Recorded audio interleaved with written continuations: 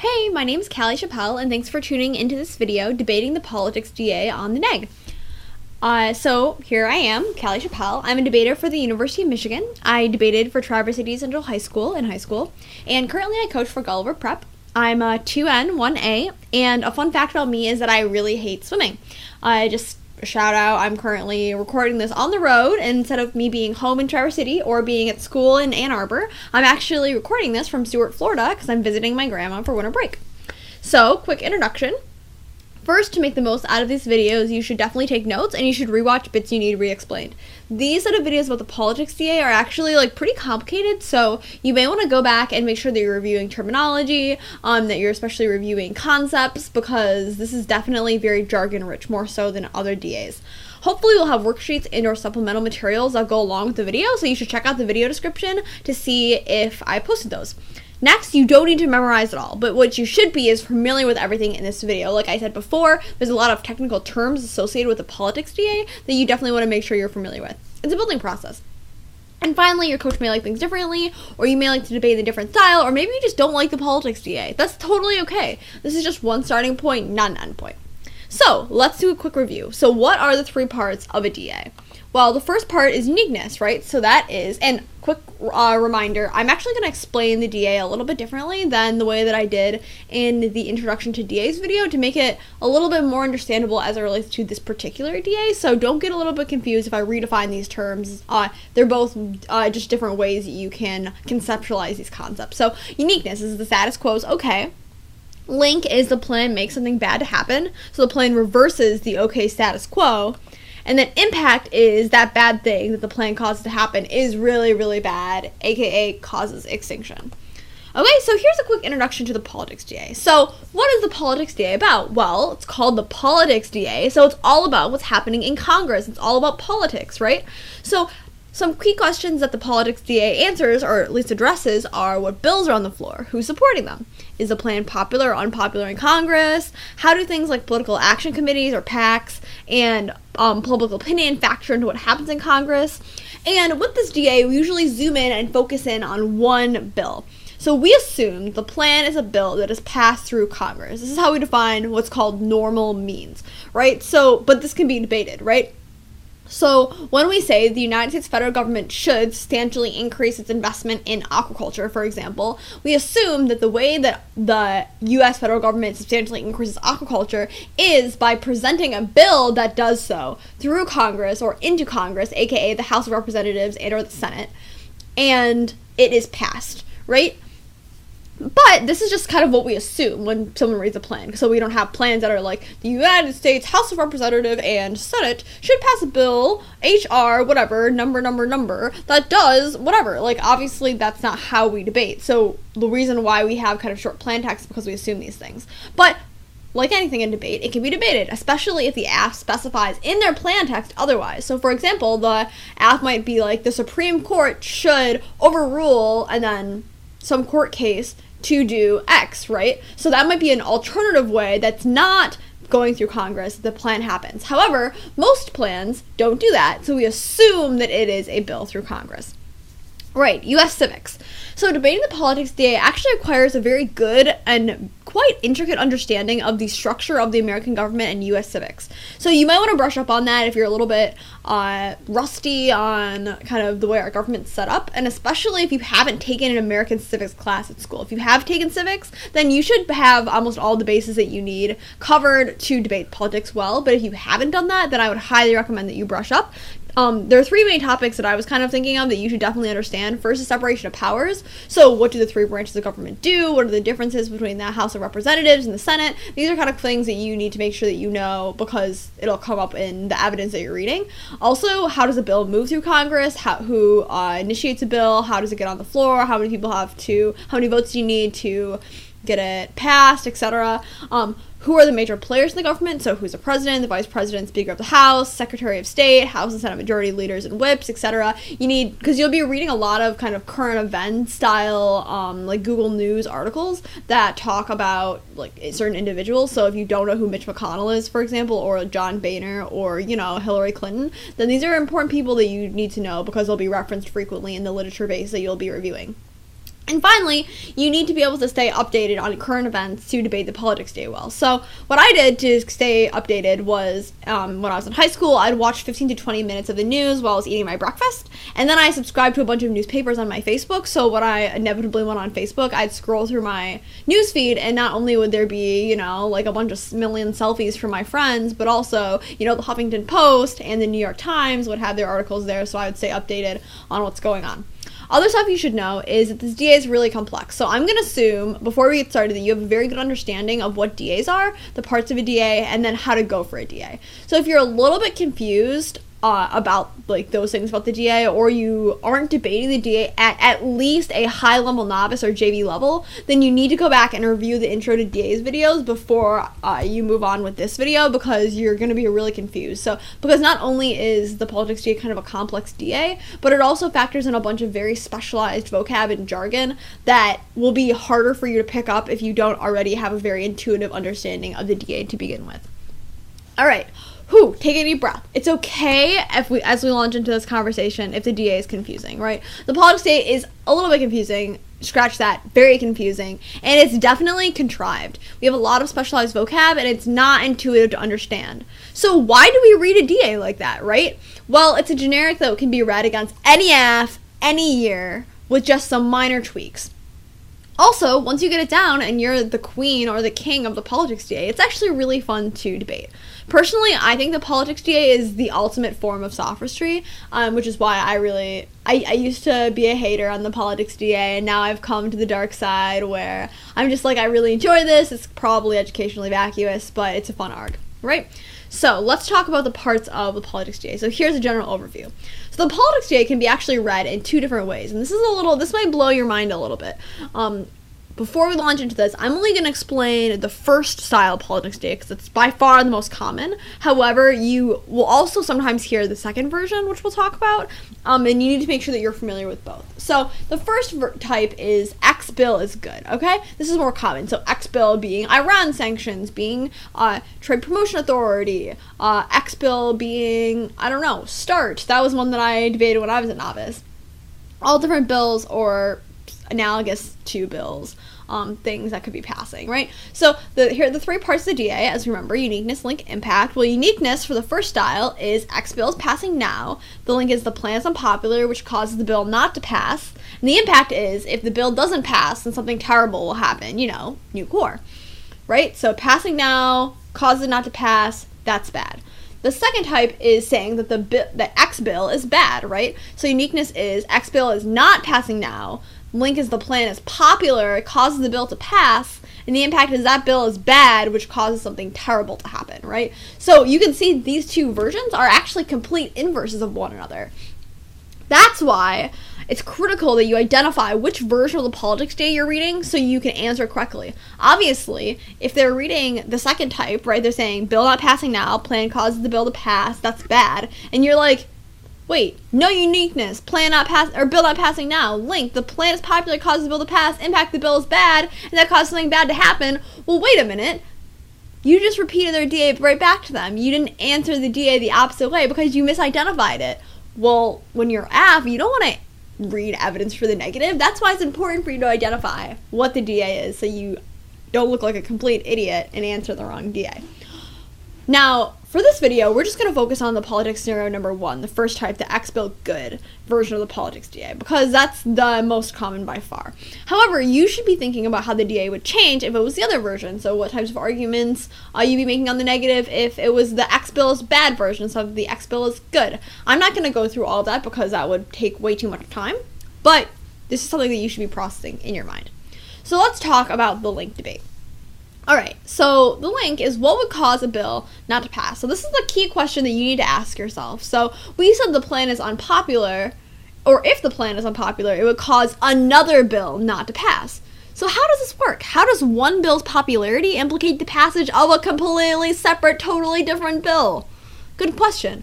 Well, there are a couple of link stories for the politics DA, but we're going to focus on the main one, which is centered around the concept of political capital, okay? This is probably not something that you are familiar with, so we're going to delve into it. So you can think about political capital as Obama bucks. Yeah, not Obama bucks like the deer, Obama bucks like money in your pocket, right? So political capital also known as political capital, or PC, or poll cap, refers to, as Wikipedia says, the trust, goodwill, or influence a politician has on the public and other political figures. This goodwill is a type of invisible currency that politicians can use to mobilize the voting public or spend on policy reform. Typically, we're going to talk about political capital as it references Obama, the politician's ability to influence other political figures in Congress. So we like to refer to political capital as Obama bucks, since in debate we usually talk about Obama's political capital. So what does this mean? Well, you can think about it this way, right? So Obama only has 10 bucks in his pocket. These bucks represent Obama's political capital or influence with other politicians. So if Obama spends 10 bucks on getting an unpopular AF plan to pass in Congress, then he has $0 to try to pass this other important bill that's the center of our politics DA, right? Think about it this way. Even if Obama only ends up having to spend $8 on the plan, he only has $2 remaining to pass the other bill, which may not be enough money for him to get it to pass, right? Maybe Obama needs $5 max to get the bill to pass, and if he only has 2, even if he still has some left over, even if the plan doesn't eliminate all of the money in his pocket, he still can't have enough money to pass the other bill. So you can think about political capital as analogous to this. Hey, quick shout out. I learned this analogy from 2 people. First, Christina Curtis, who's a lovely, lovely debater from my hometown high school, Traverse City Central. Also, it was introduced to me by Andy Worth, who's the director of debate at that amazing high school. So just want to have a shout out. So let's talk about the term Obama pushing a bill. So if we go back, we're talking about Obama spending bucks, right? Spending his political capital as pushing a bill. Now, pushing a bill, that sounds like I'm pushing a rock over a cliff. That's not exactly what we're talking about. So what does pushing a bill, what does spending political capital, what does spending Obama bucks mean in real life? Well, Obama might use political capital. He might push a bill to get something through Congress by talking about how awesome the plan is in speeches with his colleagues. Or maybe when he's with his cabinet, he's like, hey, this bill is super awesome, guys. Or maybe he, maybe he talks it up with foreign diplomats, right? These are the ways that political capital is spent in real life. So if you want to visualize what's happening, that's what you should think of. So this might be hard for Obama to do if the plan's really unpopular, right? So think about how many Obama bucks, how much political capital it would take for Obama to get Congress to pass a bill that requires everyone to dress up as a rabbit on Easter. That sounds like a pretty unpopular bill. So Obama would have to be like, hey, John Boehner, guess what I have? A fantastic idea about why we should all dress up as rabbits. And John Boehner would be like, ha ha ha, you're so stupid, Obama. Why would you ever want to do that? He's like, it'll promote, nationalistic tendencies and bring the country together. And he'd have to convince John Boehner or other people much more about something that's really stupid, that's super unpopular, than if he was like, hey, John Boehner, I think that we should give every American a smiley face. John Boehner would be like, yeah, sure, whatever. Like, that would be unpopular. So think about it that way. Think about it contextualized to real life and how the plan would implicate the actual political sphere. Now, winners lose. This is an important theory that is essentially the link. So this theory that Obama has finite political capital that he loses when he pushes through something unpopular in Congress is known as winners lose. This is because Obama, the quote-unquote winner, loses when he pushes something unpopular like the plan, right? So in this model, Obama's kind of like a normal person. When he risks his life, or his political capital, on the plan by jumping in front of a train, he probably gets injured, and it's not that great. Right? When he tries to do something that's very unpopular, it kind of hurts him. You can also think about it this way. Like when Obama spends 10 Obama bucks, he loses 10 Obama bucks in the bank. There's just no longer that money in his bank account. Right? So do we understand winners lose? Alright. So the opposite theory to winners lose is winners win. Conversely, the AF might argue the opposite theory, known as winners win. This is a theory that when Obama gets a super unpopular bill through Congress, he actually gains political capital, which helps him push subsequent legislation through. So you can think about it this way. In this model, Obama's kind of like a superhero. When Obama risks his life or political capital on the plan by jumping in front of the train, he doesn't get injured because he's a superhero. He emerges as even more badass, which allows him to do even more super awesome superhero things. You can think about this like when Obama invests 10 Obama bucks, he actually gets 12 Obama bucks back in his bank account because he made a smart investment. So these are 2 completely different theories about how things get passed in Congress or how politicians weigh their options. And what's important about kind of this theory, the theory of political capital, it's not actually a debate arc, right? Or it's not actually something that's unique to debate, right?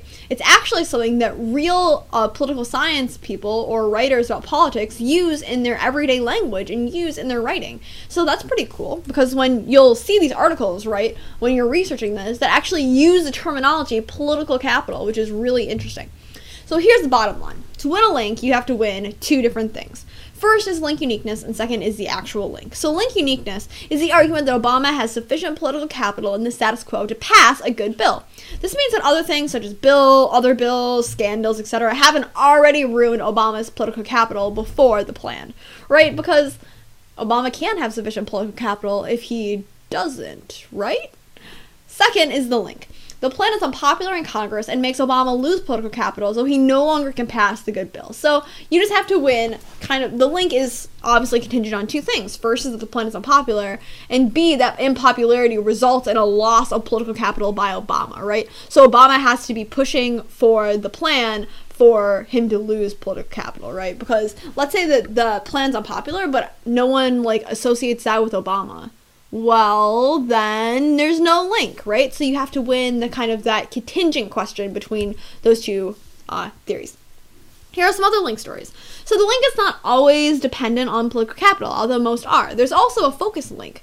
So that's the argument that this is not related to political capital at all. So just throw that idea out of your mind when we talk about the focus link for one hot second.